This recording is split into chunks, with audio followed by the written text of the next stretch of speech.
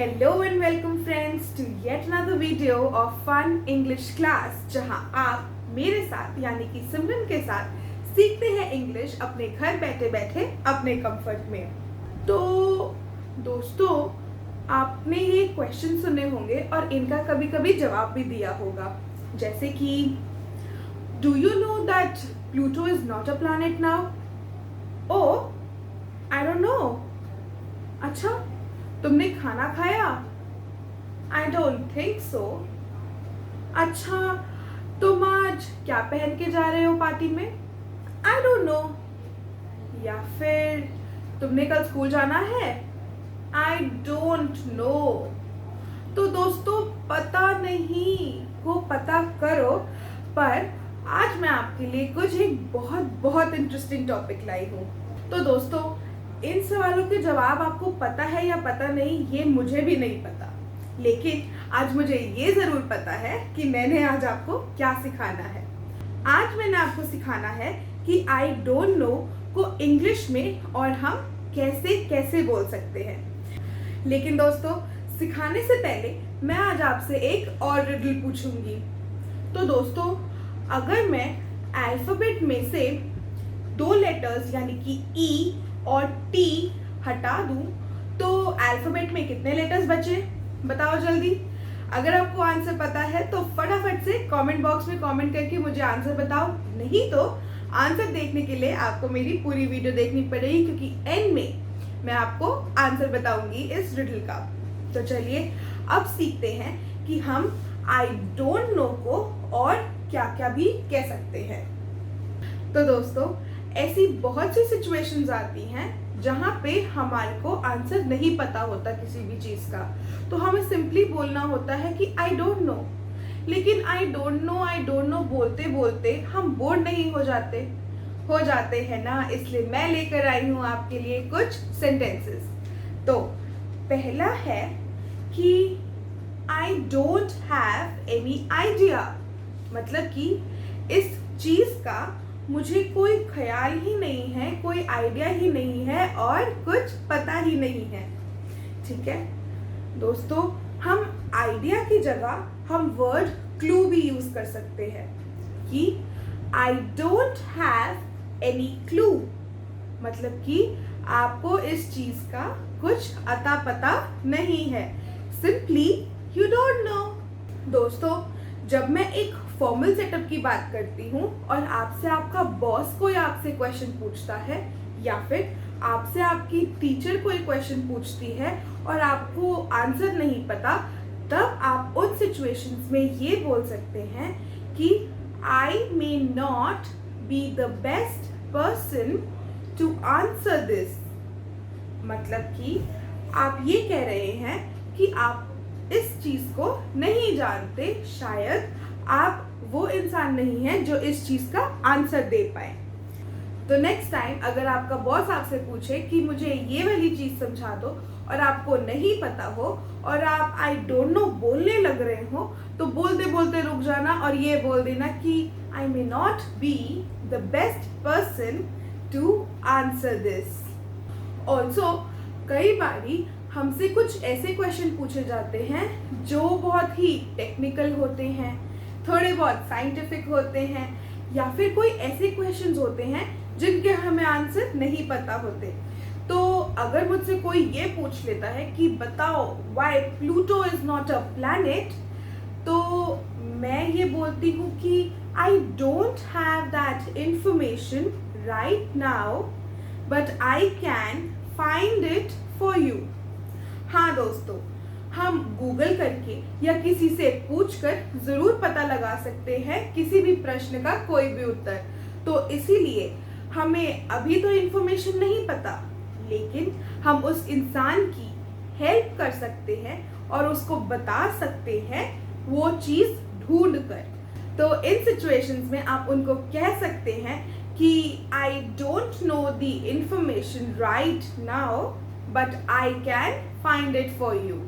या फिर सिंपली आप उनको बोल सकते हैं कि okay I will find it for you, मतलब कि तुम्हारे लिए मैं इस क्वेश्चन का आंसर ढूंढ लूंगा मुझे अभी फिलहाल नहीं पता। दोस्तों, एक कॉमर्स स्टूडेंट से अगर हम थर्मोडायनामिक्स पूछ लें या फिर हमें एक साइंस पढ़ते हुए बच्चों से हम ये पूछ लें कि बेटा बता दो बिजनेस स्टडी का वो मॉडल कौन सा था, तो क्या वो बच्चा आंसर दे पाएगा? नहीं दे पाएगा, क्योंकि उस बच्चे को उस सब्जेक्ट की नॉलेज नहीं है। तो इस केस में क्या किया जाए? इस केस में आप सिंपली उस बंदे को कह सकते हो कि इट्स बियॉन्ड माई रीच, मतलब कि मेरी समझ से ये परे है, या फिर मेरी दिमाग की कैपेसिटी से ये चीज़ परे है, मैं आपकी चाहकर भी हेल्प नहीं कर सकता, ये तो बस परे है मेरे दिमाग से, इट इज़ बियॉन्ड मी, या फिर it is beyond my knowledge, मतलब कि मेरी पढ़ाई या मेरी समझ के ये चीज़ बाहर है। दोस्तों, कई बारी हम जैसे कह देते हैं ना कि ये लड़का क्या कर रहा है, मेरी तो समझ से परे है, तो बस उसी की इंग्लिश है। आई डोंट नो की जगह हम ये लिखेंगे या फिर हम ये बोलेंगे कि इट्स बियॉन्ड मी। दोस्तों, कई बारी हमसे कोई लोग जब बात करते हैं तो वो हमसे कोई फैक्ट्स शेयर करते हैं। तुम्हें पता है ये करेले का जूस पीने से ये फायदे होते हैं, या फिर तुम्हें पता है कि बिल्ली के रास्ते काटने से ऐसे ऐसे हो जाता है। तो जब ऐसे कोई बंदा आपसे फैक्ट्स शेयर करे और आप उनसे ये बताना चाहें कि अच्छा मुझे तो नहीं पता था ये, मतलब कि आई डिडंट नो दिस, मतलब कि मुझे तो ये नहीं पता था, तो इसको आप अंग्रेजी में किसी और स्टाइल से कैसे कह सकते हैं? आप उनको कह सकते हैं कि I have been wondering the same thing, मतलब कि मैं भी यही सोच रहा था कि शायद ऐसा भी हो सकता है। यहाँ पे भी दोस्तों उनको ये नहीं पता कि ये चीज़ है या नहीं है, वो शायद वाला थॉट है, लेकिन बात वही है कि आप दूसरे बंदे को यही बोलना चाहते हैं कि मुझे तो नहीं पता था, आई डोंट नो। तो आप उनको ये कह सकते हैं कि I have been wondering the same thing, यानी कि मैं सोच रहा था कि शायद ऐसा ही हो। अच्छा दोस्तों, इतने बड़े बड़े सेंटेंसेस की जगह मैं आपको 2 वर्ड्स का एक सेंटेंस बताती हूँ।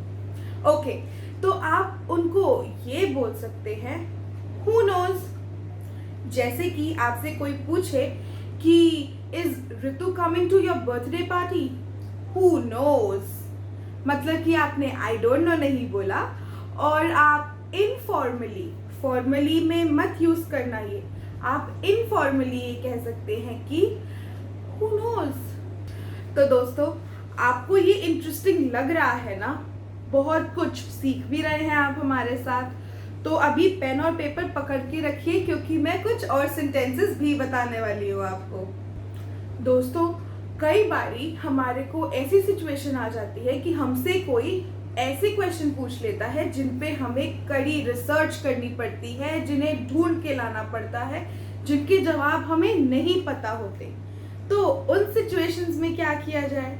उन सिचुएशंस में थोड़ा सा वक्त मांगकर हमें ये बताना है कि ठीक है, आपने मुझे ये क्वेश्चन दे दिया है, मैं पता करके बता दूंगी या बता दूंगा।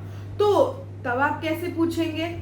तब आप उनकी थोड़ी सी क्वेश्चन की तारीफ करते हुए पूछेंगे कि okay, that is a very good question, I check and get back to you, मतलब कि मुझे थोड़ा सा वक्त दे दो, आपका क्वेश्चन बहुत अच्छा है, मेरे लिए शायद थोड़ा सा कठिन है, थोड़ा सा मुश्किल है, तो थोड़ा सा मुझे वक्त दे दो और मैं चेक करके आपको बता दूंगा इसका जवाब क्या है।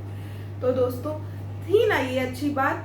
यहाँ आपने आई डोंट नो भी नहीं कहा और आपने अपनी बात भी समझा दी, अंग्रेजी भी बोल दी और दूसरे बंदे को ये भी बता दिया कि आप उनको इस क्वेश्चन का जवाब दे देंगे।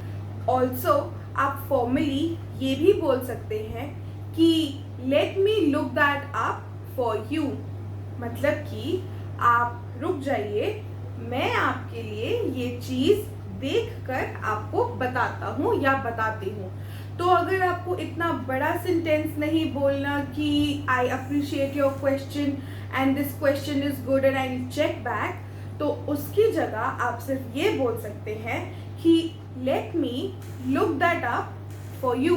दोस्तों, कुछ रियल लाइफ सिचुएशंस में ऐसा भी होता है कि आपको कोई चीज़ ढूंढ के निकालनी पड़ती है, किसी से फ़ोन पे बात करके, किसी से पूछ के कोई इन्फॉर्मेशन कलेक्ट करनी पड़ती है। तो उन सिचुएशंस में आप किसी को आई डोंट नो की जगह क्या बोलेंगे?